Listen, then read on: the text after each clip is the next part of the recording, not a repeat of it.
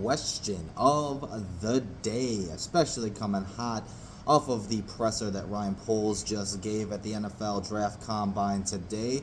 Should the Bears trade Tyson Bagent, backup quarterback to the one and only Caleb Williams? We'll discuss it right here. Let me know what you guys think in the comments, but I'm going to tell you whether or not I think the Bears should trade Tyson Bagent.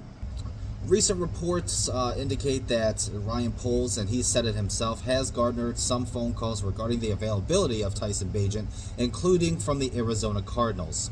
Now, he has said all along that he was expecting Tyson Bagent to garner some trade interest this offseason, so we'll see what happens with that. But let me just give you my 2 cents on whether or not I think the Bears should trade Tyson Bagent.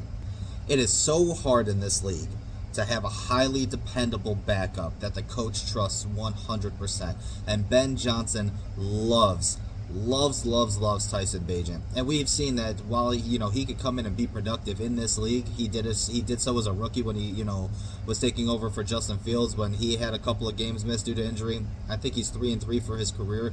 He is suitable for a backup, and that's very hard to find in this league, and especially one that the head coach trusts as much as Ben Johnson trusts Tyson Bagent.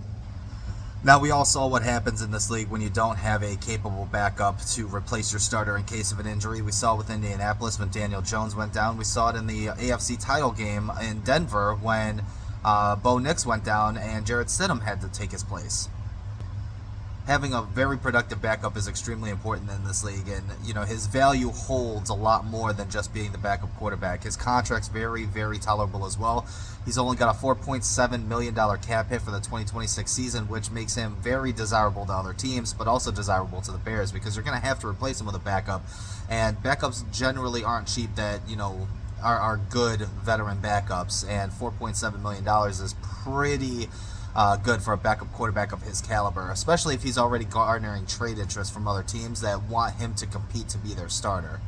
So in short, unless a team just absolutely blows us away with an offer, a second or a third round draft pick, which I don't think is, going to happen, but, if a team decides they want to overpay, then maybe, sure, why not? But, is that second or third round draft pick really worth the insecurity of having to bring in another backup quarterback that has to learn Ben Johnson's system again, unless they can find somebody that already knows Ben Johnson's system? But for me personally, I would say no. The Bears should stick with Tyson Bagent for the 2026 season unless a team decides they want to drastically overpay for Tyson Bagent. Let me know what you guys think in the comments. Should the Bears trade Tyson Bagent?